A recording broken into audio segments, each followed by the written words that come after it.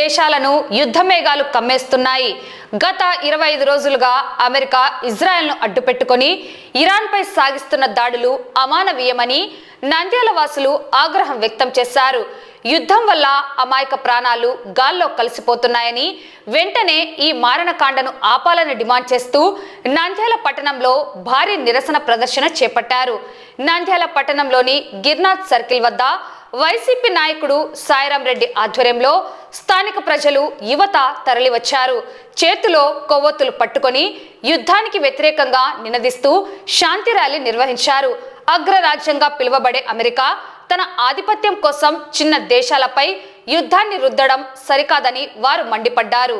గత 25 రోజులుగా జరుగుతున్న ఈ యుద్ధం వల్ల వేలాది మంది చిన్నపిల్లలు, మహిళలు, వృద్ధులు ప్రాణాలు కోల్పోతున్నారు. కేవలం తన ఆధిపత్యాన్ని చాటుకోవడానికి అమెరికా చేస్తున్న ఈ యుద్ధం వల్ల ప్రపంచ ఆర్థిక వ్యవస్థ కూడా దెబ్బతింటోంది. యుద్ధం వల్ల ఎవరికి లాభం లేదు, కేవలం నష్టమే మిగులుతోంది. మేము నంద్యాల నుంచి కోరుకునేది ఒక్కటే, యుద్ధం వద్దు, శాంతి ముద్దు. ఐక్యరాజ్య సమితి వెంటనే జోక్యం చేసుకొని ఈ యుద్ధాన్ని ఆపాలని వైసీపీ నాయకుడు సాయిరాం రెడ్డి కోరారు.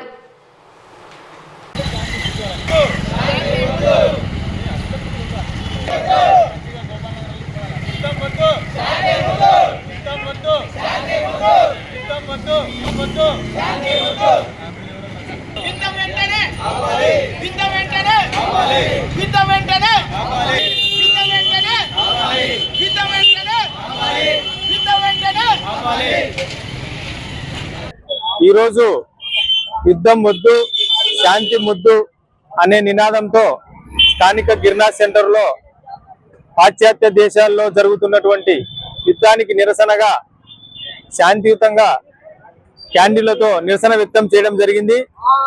గత 25 రోజుల నుంచి మనమందరము గమనిస్తున్నాం, అమెరికా ఇజ్రాయెల్ను అడ్డం పెట్టుకొని ఇరాన్తో యుద్ధం చేస్తుంది.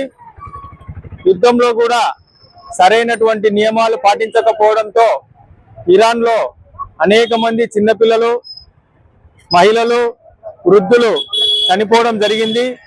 ఇది చాలా బాధాకరం. ఇదే అమెరికా కాకుండా వేరే దేశంతో ఈ విధమైనటువంటి యుద్ధం చేస్తే అమెరికా వాళ్ళు ఆంక్షలు విధించేవారు కాదా అని మేము ప్రశ్నిస్తున్నాం.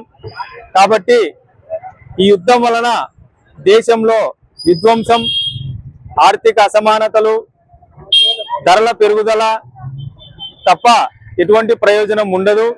కేవలం అమెరికా వారి యొక్క ప్రపంచంలో ఆధిపత్యం కోసమే ఈ యుద్ధాన్ని చేస్తున్నట్టు ప్రపంచ దేశాలన్నీ కూడా గమనిస్తున్నాయి. కావున వెంటనే ఈ యుద్ధం వలన పెట్రోల్, డీజిల్ మరియు గ్యాస్ కొరత తీవ్రంగా ఏర్పడడం వల్ల ధరలు పెరుగుతున్నాయి. దీనివల్ల సామాన్య ప్రజలకు చాలా ఇబ్బంది కలుగుతుంది. ధరలు కూడా పూర్తిగా నిత్యావసరాలు అన్ని కూడా పెరిగే అవకాశం ఎగుమతులు, దిగుమతులు లేకపోవడం వల్ల మనకు స్పష్టంగా కనపడుతుంది.